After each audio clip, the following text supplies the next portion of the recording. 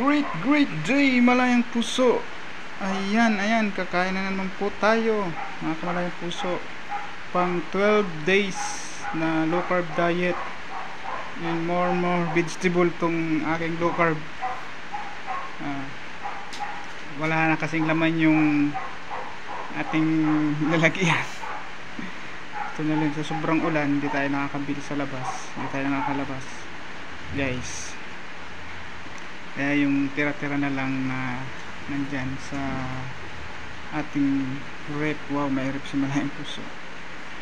Mayroong repolyo. Kumuha ko ng kaunti dahil nagluto ng sopas yung asawa ko. At ako naman ay nagpa-cham na luto.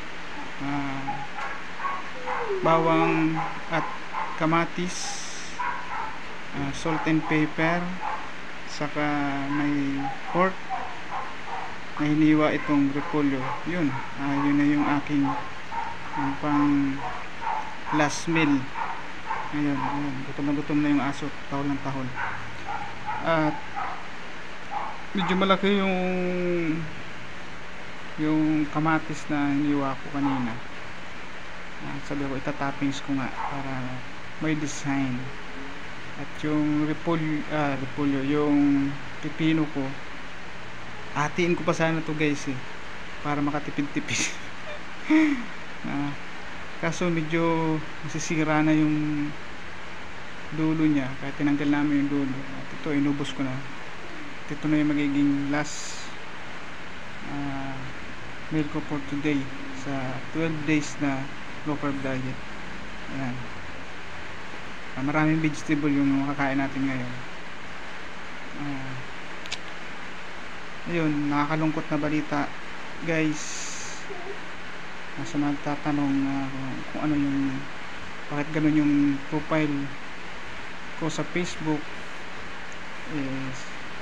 Sad to say po, balita ko po rin sa mga subscriber ko na namatay yung ate ko kaninang umaga lang, 6 AM. Siya ay na-stroke. Ayan. Kaso hindi naagapan yung sa kanya. Nadala siya sa hospital, yung natagalan. Wala kasi siyang kasama sa bahay. Ang anak niya ay nasa trabaho din. At ang nagbalita na lang na nasa hospital yung ate ko ay mismo barangay na hinahanap yung nakakamag-anak. Kaya kaninang alas 6 ay hindi na kinaya kasi malaki na yung bleeding sa kanyang utak. High blood din, sobrang taas ng BP, comatose na siya nang nadala siya sa hospital. Wala na siyang malay, dala siya sa hospital. Hindi na talaga hindi na gumising. Nakakalungkot dahil unang atake pa lang talagang nakakatakot yung high blood, guys. Kaya mag-ingat po tayo. Kaya baguhin na natin yung lifestyle natin. Gumawa pa rin ako ngayon ng video kasi gusto kong ipagpatuloy itong low carb diet, o kung babas man ako dahil hindi naman low carb ko kasi maraming vegetable yung ginakain natin, wala namang problema. Pero low carb diet yung ginagawa ko, guys. Halos wala talagang carbohydrate na intake. Wala ang itlog kayong nakikita dito dahil naubusan ng stock na dahil hindi makalabas, umuulan. Naubusan, kaninang umaga naubos na namin yung itlog kasi hindi lang naman ako kumakain, kasama rin yung pamilya ko. Balik tayo dun, guys. Ingat po tayo sa blood. Kung mayroon pong nararamdaman ay magpa-check up po tayo. Konsulta sa ating doctors o sa mga public hospital, public groups, magpa-check up po tayo. Bantayan po natin yung pagtaas ng ating dugo, high blood na yan.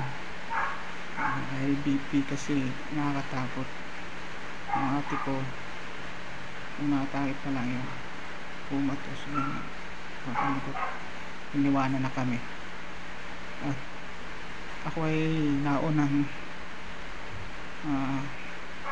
nakumpine noong May 31. Ngayon yung ate ko nung 21 July 21. Puro may 1 na, puro magtatapos sa 1. At ngayon 22, dineclare na hindi na talaga nakaya, hindi na kinaya kasi sobra na yung bleeding sa kanyang brain. Kaya ako thankful pa rin, hinigin pa ako ng pagkakataon. Siguro marami pa akong kasalanan na dapat bayaran, marami pa akong dapat baguhin sa aking sarili ko. Yun, basta marami pa. Kaya tuloy pa natin ang buhay. Ngayong umaga umiyak na tayo. Ayoko naman umiyak sa video na to kasi hindi naman tayo na drama. Kung susubaybayan yung history ko ng aking, kaya ako gumawa ng YouTube channel. Bye nyo guys. Kung subscriber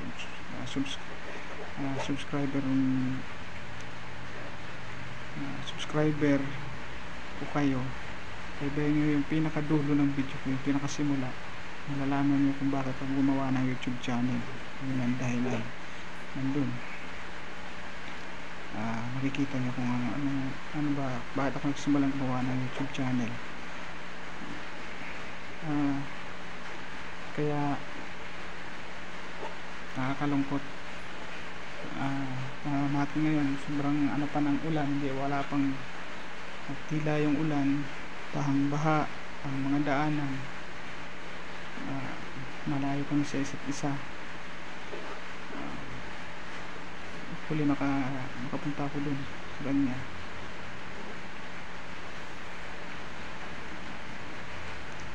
sa kanyang himlayan.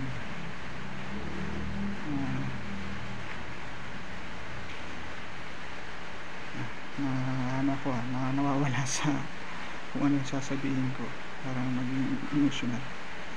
Pero anyway guys, ito yung nagkain ko ngayon na masustansya, pampalusog to.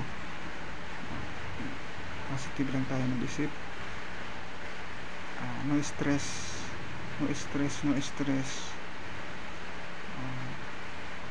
Sa low carb diet natin, no rice, no pasta, no bread, no macaroni. Sa akin lang yun, dahil ako lang naman yung low carb diet. Yung family ko, ang kakainin na lang ngayon at masarap daw maghigop ng sabaw. Nagluto yung misis ko ng macaroni soup at request ng dalawa kong anak, macaroni soup daw sila. Masarap yung gustong gusto pa naman nila yung macaroni soup, dahil ay niluluto ko rin yun sa kanila, lalo na pag maulan. Yung goto, ang goto sa amin hindi maraming karne, yung may lugaw, yung niluluto ko rin yun. Kaso dahil hindi nga ako naglo-low carb nga tayo, ayaw kong kumain muna nun, sila muna, at ako ito yung babanatan ko muna. Babanatan, sama ng term. Ito na yung kakainin ko. Pipino at ginisang repolyo at may kamatis. Pacham na luto to. Basta talagang pag nag low carb ka at iiwasan mo yung mga seasoning, matabang lang yung timpla niyan. Yan, salt and pepper lang yan, okay na yan, the best na yan. Kung nag low carb diet ka talaga guys, makaka-imbento ka ng mga bagong luto na para pang low carb. Yun, medyo madami na yata ang sinasabi ko guys, baka naiinis na kayo sa akin dahil puro ganito yung kinakain ko. Joke lang, pampa-inspire lang to guys, ang motivate ko po sa inyo na kumain tayo ng masustansyang pagkain. Iwasan na natin yung lifestyle na bad lifestyle, lalo sa pagkain. Kaya magdasal po tayo, bendisyon po itong ating kakainin ngayong araw. Panginoon, bendisyonan mo po ito pong kakainin po namin ngayong araw ng aming pong mag-anak, ang bawat pamilya na maghahapunan po sa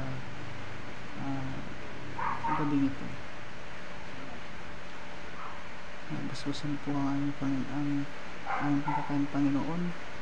Gawin mo pong aming lakas at gamot po sa aming karamdaman.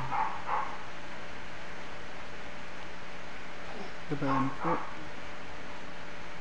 ang mga nagdadalamhati at sama po sa paraiso, lalo po ang aking mahal na kapatid na si Christina. In Jesus' name, Amen. Ayan guys, kain na tayo. Kain na tayo. Thank you for watching. See you next vlog guys. Bye bye.